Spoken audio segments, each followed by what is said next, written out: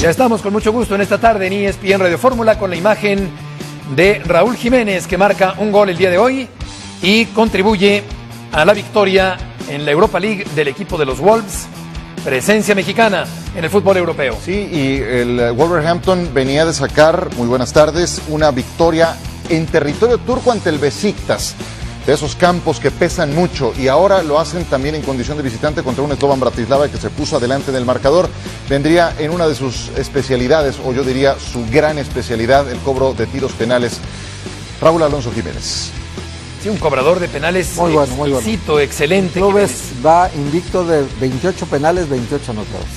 Solamente sabes que cambió su mecánica, ¿te acuerdas? Yo con selección fue con la selección, sí. Con Raúl Gutiérrez que nos platicaban, nomás cambió la mecánica. Es decir, tu mecánica es muy importante para que no te gane la presión, que siempre hagas lo mismo. Exacto, memorizar, repetir. La falta se la cometen a él. Le cometen la falta a él, exactamente. Mira qué bien lo cobra. Excelente, excelente. La forma de cobrar, elegante, muy personal. El estilo de Raúl Jiménez lo tiene muy bien hecho, porque además es una fracción de segundo en la que alcanza a ver hacia dónde se mueve el portero y después dispara al otro costado. Alan Pulido la quiso mejorar con un saltito, pero creo que no le funcionó bien. Exactamente. La caricaturizó más bien. Buenas tardes. La caricaturizó, yo diría. Es como cuando decía Neri, ¿no? Yo estoy allá y ustedes acá. Exacto. Sí, exactamente. ¿Qué traes a cuenta eso? Bueno, ya se me había olvidado esa declaración tan lamentable. Yo estoy allá y ustedes acá. Con Héctor, con Ciro y con John en esta tarde aquí, y con Roberto Gómez Junco en el norte del país. Adelante, Roberto, qué gusto saludarte. ¿Cómo te va? Muy bien, Heriberto Murrieta. Muy buenas tardes a todos. Igualmente, Roberto, estaremos platicando largamente de varios temas interesantes del día de hoy. Hoy por hoy me parece que Raúl Jiménez es un titular indiscutible en la selección nacional. Sí, aunque creo que Chicharito a últimas fechas como que le picó un poco la cresta. Viene apretando, sí. Entonces creo que Chicharito también en su momento en selección va a poder competir. Es que Chicharito tiene orgullo, no se deja ganar las palmas, aprieta siempre. Y en un par de años JJ. Eso te decía, es que lo mejor de todo esto, para efectos de la Copa del Mundo, lo mejor es que tengas competencia interna, y por mucho tiempo estos dos han estado muy por encima del resto. Tan es así que Alexis Vega, haciendo muy pocos goles en el torneo local, recibía convocatorias a selección. Si Macías es el siguiente en esa lista, tiene muchos años para mantenerse entre los que participan en la mezcla. Lo que sé de Macías es que su equipo de trabajo está en Europa, están tratando de hacer el acomodo para poderle pagar a las Chivas los $15 millones y luego irse a jugar a un equipo en Europa que juegue. Quiere ir a un lugar donde va a ser figura, donde va a tener minutos, no va a la banca, es decir, porque él sabe que necesita ese proceso. A mí me encantaría que fuera Holanda. Para que no le pase lo que a Lainez, Héctor, que no ha logrado ser titular en España. Sí, la diferencia creo que ha madurado mucho en estos dos torneos con el León, ha mejorado mucho la actitud profesional, que dicen que en algún momento dado en Chivas criticaban mucho la actitud, el compañerismo, el adaptarse al grupo que le costaba trabajo. Y bueno, pues ahora en la selección igual intenta con los europeos platicar, estar metido ahí con ellos. Es un chico diferente a los demás, pero de una gran mentalidad. Una gran mentalidad. Yo creo que padece un poco lo que le pasó a Hugo Sánchez al inicio de su carrera, ¿no?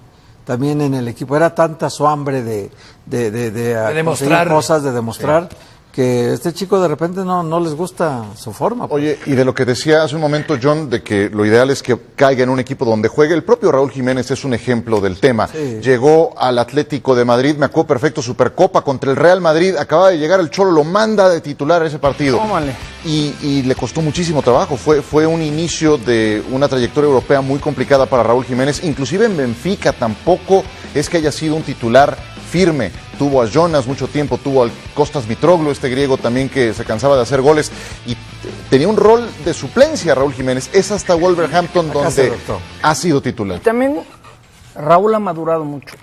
Sí, el Raúl que salió del América, que tuvo algunos problemas, yo creo que su vida personal, la novia. El puerto de Veracruz. Y Joel Morales, jarocho por cierto, lleva varios días de cobertura. Goleador del equipo de ESPN. El Veracruz nunca había tenido tanta exposición en medios. sus backdrops, sus patrocinadores, como en las últimas Pues sí, qué lástima que sea por noticias tan publicidad negativa, Claro. publicidad negativa, tan desagradables. Sí. Pero bueno, finalmente se habla mucho del Despíntame el Veracruz. patrocinio, por favor, ¿no? Sí, mejor sácame de la Jugada. órbita. Y vamos a ir con Joel Morales para preguntarle novedades. Por lo pronto vamos a escuchar a Leobardo López, que no fue quien llevó la voz cantante el viernes después del partido, en esa conferencia que transmitimos en vivo, sino que fue Carlos Salcido, el más experimentado de todo el grupo Escualo. Pero vamos a escuchar a Leobardo López, defensa central del equipo de Veracruz. Queremos hacerles saber que con el respaldo y el compromiso del dueño del equipo, el señor Fidel Curi, hemos llegado a buen término de negociación y por eso el día de hoy hemos venido todos a poner la controversia. Independientemente de lo que ellos decidieran, si era uno lo que ellos paraban, lo que fuera nosotros, la postura de nosotros eran 3, que esperábamos su solidaridad, su apoyo, y hasta ahí. No la tuvimos, bueno, las consecuencias hubo, nos hacemos nosotros responsables también de la parte que tenemos y nada más. Ellos estaban enterados de que nosotros estaríamos parados 3 minutos, bueno, así es esto, ¿no? ¿Cuál crees, Roberto, que sea la principal lección y enseñanza de todo esto que ha pasado con el Veracruz en los últimos días? Hay varias, ¿no?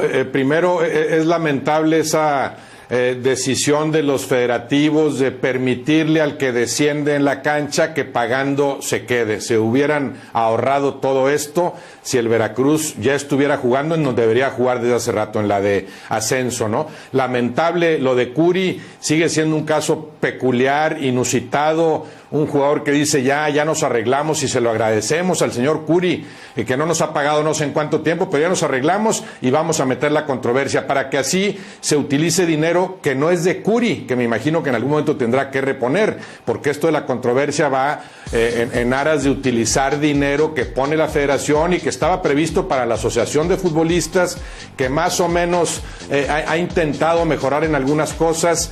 Me gustó el esbozo de solidaridad que se vio entre futbolistas mexicanos, vulnerado por los Tigres, vulnerado por el América, que ni siquiera estuvo dispuesto a simbólicamente pararse un minuto. Se pueden sacar muchas enseñanzas de esto, ¿no? Pero el problema de fondo sigue siendo que haya un equipo al que se le permita estar en primera división después de que descendió en la cancha y después de que inició otro torneo con adeudos, entre otros, a sus propios futbolistas. Exacto, es una práctica sucia, antideportiva, antiética, la de poder pagar una cantidad económica por permanecer, por una parte, y por otra, el permitirle al Veracruz haber iniciado este torneo teniendo adeudos que el propio propietario, que el propio dueño del Veracruz había admitido que se tenían con varios jugadores. Y esta situación desemboca en un desastre deportivo, en un desastre económico, y por lo pronto ahí está Leobardo hablando de que ya hay un acuerdo con Curi para que pague lo que les debe.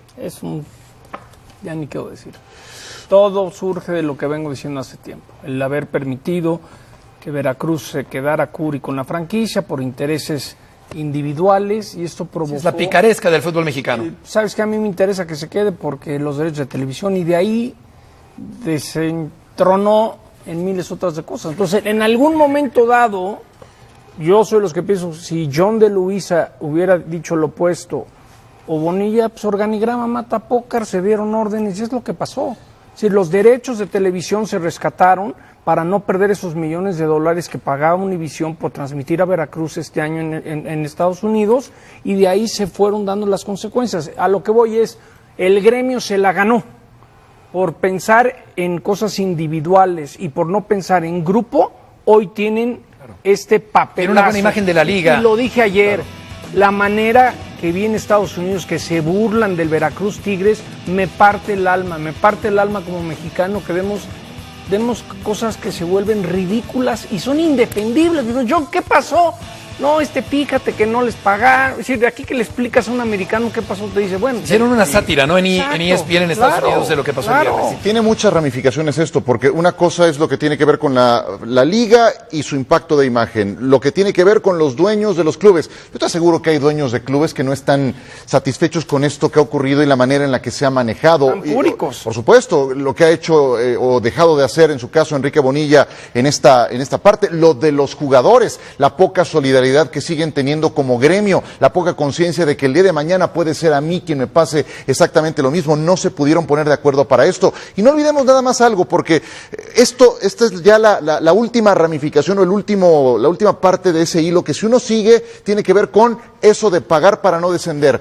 ¿Cuántos equipos tenían derecho a ascenso la temporada pasada, hasta el último corte de caja? 5 o 6, ¿no es cierto? 5 o 6. Hoy todos tienen luz verde para el ascenso. De la noche a la mañana. Nunca nos platicaron por qué. Entonces, no olvidemos, porque de aquí puede generarse algo que más adelante derive en una franquicia que no tiene los recursos ni las condiciones para estar en primera.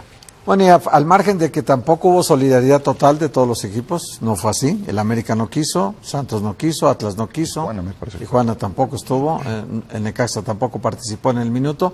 Al margen de eso, los jugadores del Veracruz sí deberían de ser más claros con la gente, porque si era un minuto, el gol primero se los meten al 1.39, o sea, ya había pasado el minuto de tolerancia.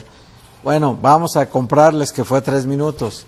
Pues seguían parados al minuto 3.23, que les cayó el segundo. Exactamente. También tengan tantita vergüenza también ellos, y yo entiendo que no cobran, pero un relojito viejito te puede servir para saber cuándo son 3 minutos y cuándo es 1. Exacto, ¿no? Suponiendo que hubieran sido los 3 minutos, pues el gol de Gignac cae después de cumplirse esos 3 minutos. Cuando regresa, mira, aquí está, vamos a ver ahorita este es el primero, es repetición del primero. El primero es del Chaca. Sí, pero ahí vamos al segundo. Ahí está, mira, 3.17, llega, ya habían pasado los 3 minutos, seguían parados.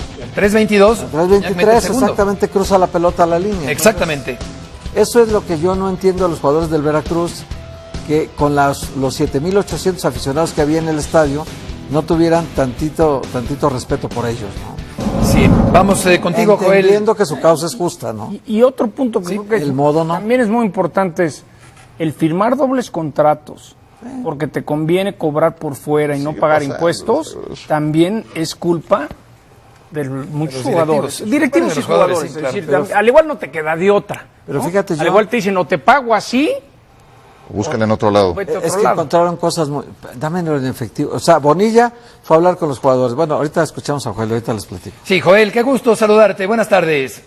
Hola, Heriberto, buenas tardes. Saludos para todos en ESPN Radio Fórmula.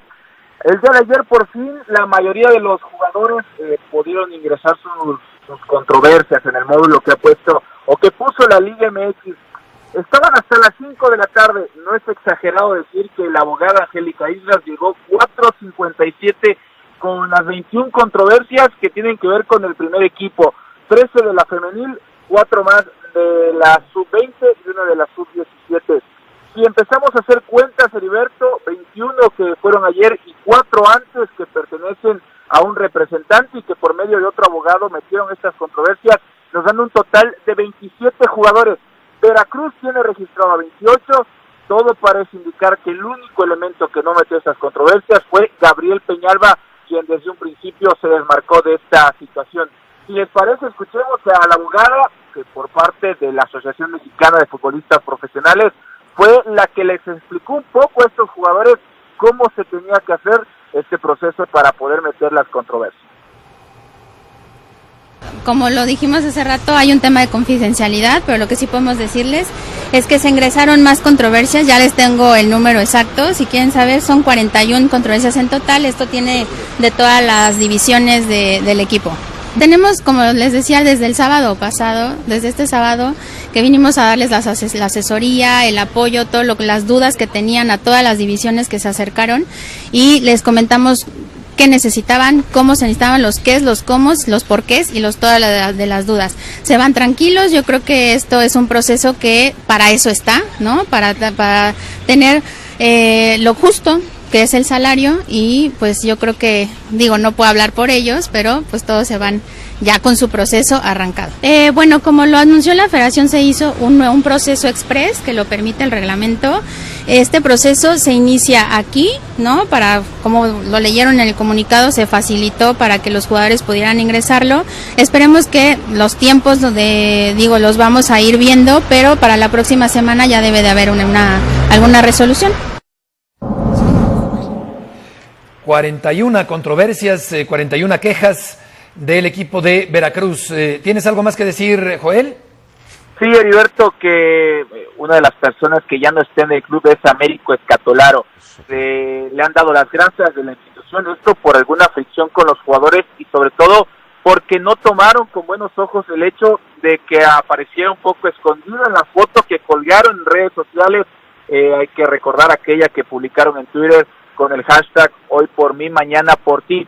Incluso se habla que la discusión más fuerte fue con Carlos Salcido. Durante estas últimas horas hemos tratado de contactar con Américo Escatolaro para saber cuál es su punto de vista, pero desde el juego en la Copa contra los Alebrijes de Oaxaca ya no estuvo el argentino, ya no es más, auxiliar técnico de Enrique López Abad. Joel, muchas gracias por la información.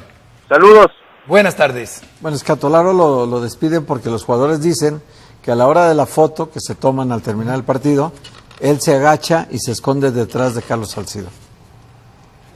O sea, no queriendo ser partícipe de la protesta. Tienen muy buen ojo para localizar ese detalle los jugadores, más no para ver el reloj de cuándo tenían que durar parados. O sea, para unas cosas sí, para otras cosas Yo pensaría que había más que eso, ¿no? Según parece, cuando fue Bonilla a Veracruz, se encontró con una situación.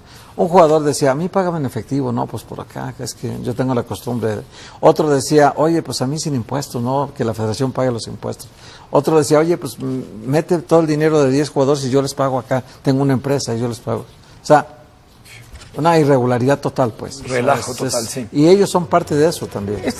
Si tú ves los últimos 7 días que ha vivido nuestro país, fútbol o no fútbol, todos son muestras del desorden que traemos. El tercer fin de semana de octubre de 2019 se marcará con rojo en la historia del fútbol mexicano. Protestas, caos y violencia desataron un huracán categoría 5 en la cancha y también fuera de ella. Sin embargo, aquí todo está tranquilo. Es la moderna estampa de la Federación Mexicana de Fútbol, el lugar donde despacha la Liga MX y en el que semana a semana se toleran violaciones a los reglamentos internos de competencia. El archivo de faltas es muy grande, los castigos muy pocos. La naturaleza de un reglamento es generar toda la dinámica, todas las condiciones y todas las limitaciones para que funcione un objeto social. No tiene sentido que establezcas un reglamento para violarlo.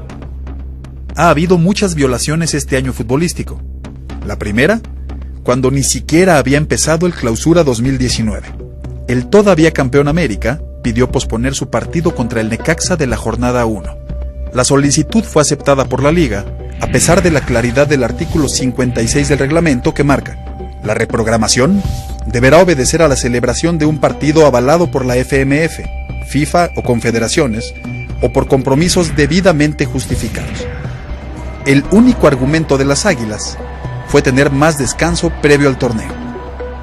Rafael Ebrija dice que el desinterés por la regla no es nuevo. Antes también no se respetaba, esa es la realidad, pero mucho menos. Ahora, desgraciadamente, el reglamento pues es de acuerdo a quien esté al frente. Muchas otras veces, el descuido de la regla va en contra de las garantías del aficionado. Jornada 7 del mismo Clausura 19. Estas fotografías de una bandera gigante en el estadio de CU se volvieron virales en redes sociales, a pesar de que el artículo 13 del reglamento de seguridad prohíbe introducir al estadio trapos, mantas, cartulinas y banderas monumentales. Realmente la Federación Mexicana de Fútbol vive de actos consentidos. Violó un reglamento flagrantemente y luego establezco que esas son las condiciones. Y hay otras violaciones que son más graves. Antes de llegar al escándalo en Veracruz, había varios saltos escritos en el camino que finalmente se violaron. Artículo 89 del reglamento de competencia. Para que un club pueda iniciar la fase de calificación, es requisito indispensable que cumpla con las siguientes obligaciones. Inciso 3. No adeudar ninguna cantidad que por cualquier concepto se tenga registrada a su cargo en la FMF. Inciso 5. No tener adeudo registrado con jugadores y o clubes que provengan de los organismos internacionales como FIFA, CONCACAF y CONMEBOL. La directiva de los Tiburones no cumplía ninguno de los dos y tampoco muchas otras reglas. No debieron empezar el torneo. Lo grave aquí es los demás asociados lo consienten y lo toleran. Si cualquiera de ellos iniciara, insisto, un recurso de apelación diciendo que hay una violación a los propios reglamentos, pues eso sería materia para declararlo ilegal e incluso otorgar una suspensión para que esto no pase. Si se hubiera seguido el reglamento, los disturbios de San Luis se pudieron evitar en el minuto 49, cuando la violencia forzó a que los aficionados invadieran el campo. Porque si había comisario ahí, no fue con el árbitro, le dijo, suspende el partido. El comisario no tiene autoridad sobre el árbitro es el único que está facultado. El artículo 33, que se refiere a la interrupción del partido, marca que el comisario deberá interrumpir el partido en caso de que la seguridad ya no esté garantizada en el estadio. Sin embargo, eso no sucedió. Hubo muchas más omisiones que impidieron que el partido se detuviera a tiempo. Y entonces vino el trágico fin de semana. Muchas de las soluciones para evitarlo están escritas en los reglamentos de la federación, pero estos, la mayoría de las veces, no se respetan. Las reglas que se brinca la Federación Mexicana de Fútbol. Aquí está el comunicado oficial de las sanciones, el veto por 2 partidos, como ya lo informábamos ayer, 506,900 pesos de multa, la negación del acceso a las porras o barras como local y visitante en el torneo de apertura. Y aquí está el comunicado del San Luis, que prohíbe por tiempo indefinido a grupos de animación visitante a los partidos que se disputen en el estadio. Revisión de protocolos de credencialización de la porra del club y el establecimiento de un sistema de identificación y la revisión exhaustiva de protocolos de actuación y prevención ante actos violentos dentro y fuera del estadio. Con respecto a lo que decía Tlatuani, es cierto, esta cofradía de propietarios de clubes, ninguno brinca y ninguno levanta la voz para decir, oye, ¿por qué está jugando el Veracruz? Si tiene adeudos, nadie, como si estuvieran todos coludidos. Es el club de Toby. Pero es que es lo mismo. Brinca para protestar por eso. Es que también me afecta, me parece una visión muy miope pensar que... A ver, lo quiero exponer de la siguiente forma, o sea, no me meto, pero sí me termina afectando también a mí, porque soy agremiado de esa liga, o porque soy socio de esa liga, y el que esa liga tenga una mala imagen, como ha ocurrido en este fin de semana, también a la larga me termina a mí fastidiando. Qué barbaridad esto que acabamos de ver, si el propio presidente de la liga desconoce los reglamentos en una situación tan elemental, además ya habiendo pasado, porque esa pregunta que le hicieron a Enrique Bonilla es ya habiendo ocurrido. El lunes en la noche. Él no sabía el reglamento, imagínate, y lo peor de todo Roberto también. es que este tema de adeudos no es nuevo, porque hoy es Fidel Curi, antes fue López Chargoy, me voy más atrás, antes en el Puebla tuvieron cualquier cantidad de problemas, fue el capitán Rodríguez con Colibríes, fue Paco Bernat también con el Puebla, me voy a 20 años atrás, eso ocurre una y otra vez sistemáticamente en el fútbol mexicano. Atlas, la asociación civil, claro. Síguele. Aquí la pregunta es, porque es para analizar, cuando vino el señor Bonilla, ¿o mintió?